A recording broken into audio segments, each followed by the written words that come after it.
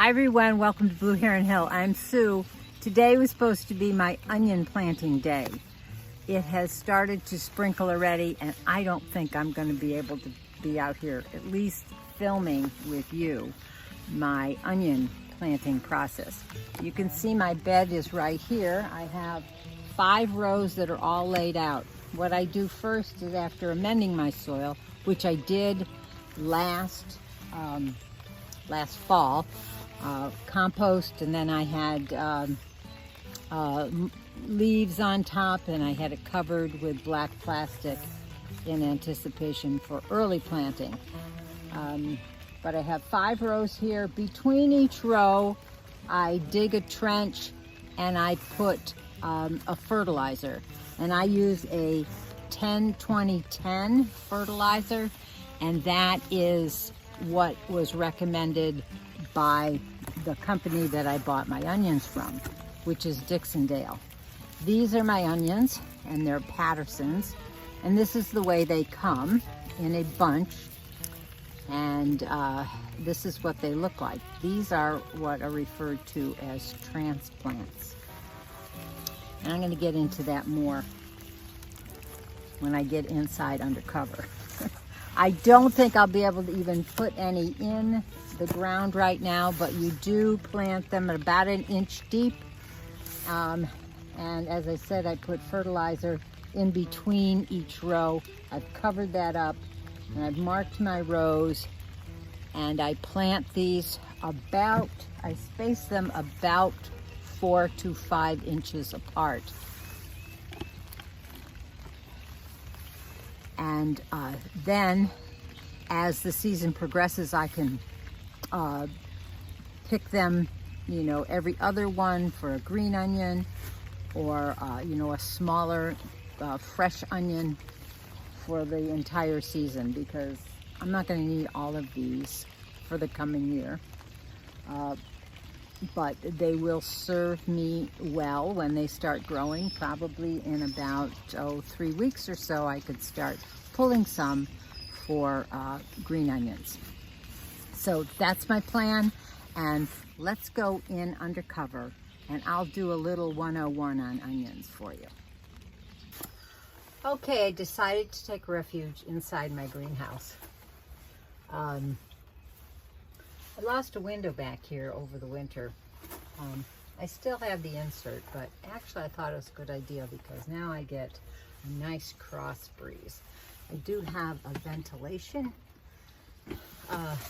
window up here, but a nice cross ventilation will be really good. I plan to plant some tomatoes in here again this fall. But take a quick look around. I have lots of greens in my green stock there, and some behind me there. I have some lettuce down here on the floor ready to get transplanted out.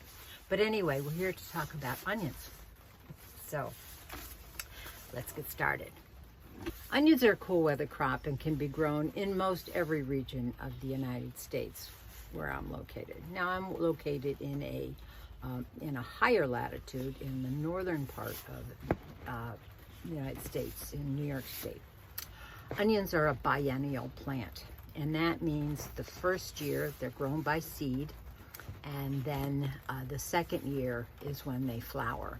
Well, we want onions within their first year to be able to produce that bulb, which is the bulb that's going to give nourishment to that plant in the second year, so it can flower, produce seeds for successive generations.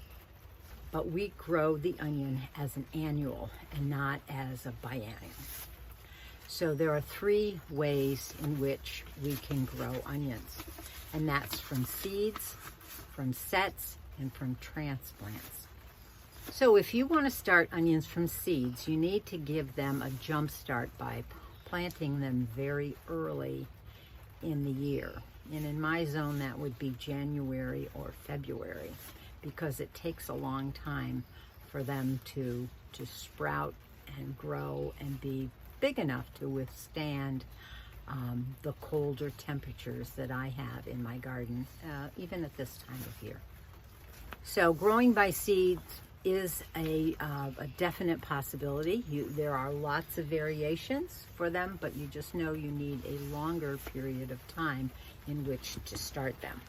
So onion sets are immature onion bulbs, and they're grown from seed 1 year and then harvested early and stored and then sold again in the spring for gardeners to plant. And let's see, I have some. So these are onion sets. It looks like just a miniature onion. These happen to be red ones.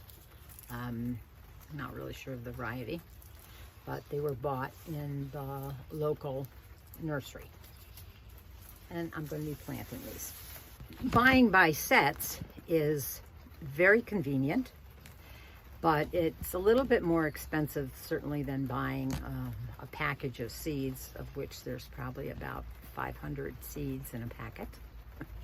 And your varieties that you can get are pretty limited when you wish to purchase a set. And I found that oftentimes that they will go to seed or to flower rather than produce a bulb, because technically they are starting again in their second year. They are very convenient, very easy, and they're foolproof and produce a nice crop for the spring garden, and then letting them grow to their full potential.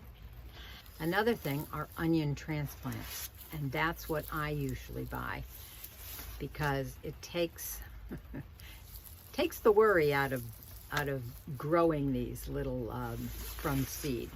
And these were grown by seed by somebody else and packaged just for me in my zone. Okay, so they come in small little bundles like this of dormant plants, each about the thickness of, like a pencil. Now I find that onion transplants produce more reliably than sets, which are prone to the bolting thing. But both transplants and sets can be planted in your garden when the soil temperatures reach about 50 degrees. So that's in early spring, even before your last frost date, maybe up to about 4 weeks before your last frost date. I am at about 2 weeks before my last frost date, and I just received these just about a week ago. And so they've been sitting in kind of a dry, cool, dark place for me to get my garden ready to accept these. There are 3 types of onions. There are short day onions, intermediate day onions, and long day onions. And I'm sure a lot of you have heard about that. But as an explanation, a short day onion begins producing the bulb, and this is all about when the bulb starts forming. It starts producing the bulb when there is about 10 to 12 daylight hours. And usually this happens in southern gardens. As the sun reaches further to the north, as the summer goes on, and you reach the middle of summer or the solstice, and then the northern gardens start getting less and less. So that's a short day onion. Intermediate day onions are when the daylight hours reach about 12 to 14 hours. And you can grow intermediate onions in the region for short onions and the region for long onions. So those areas of latitude have a bigger variety. Now, long day onions, which is my region, and that is daylight hours of 14 to 16 hours of sunlight. And it's very specific. You cannot grow long day onions in the southern latitudes.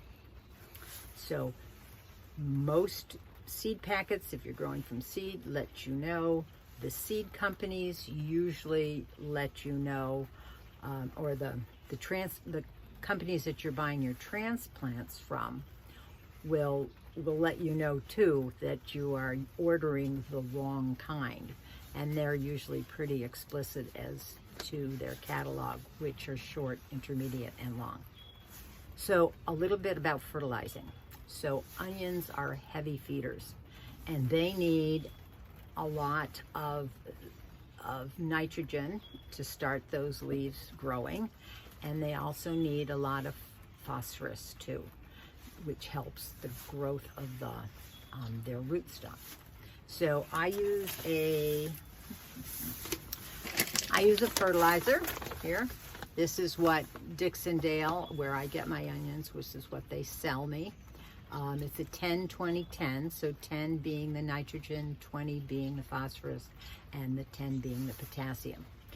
I find this works very well, and I've had, it helps my onions produce nice large bulbs. So I recommend fertilization for sure. Even though I do add compost, it still lacks in a few of those nutrients. Main problems that you may encounter with onions would be premature flowering or bolting.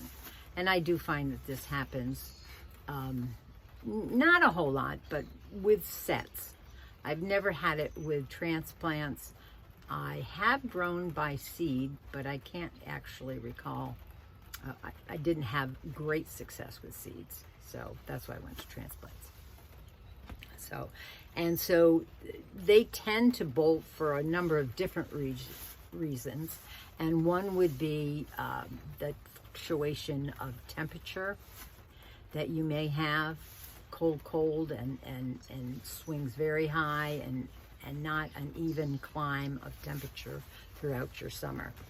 So onions are a very rewarding crop to grow. They take up very little space, and they fit almost anywhere in your garden.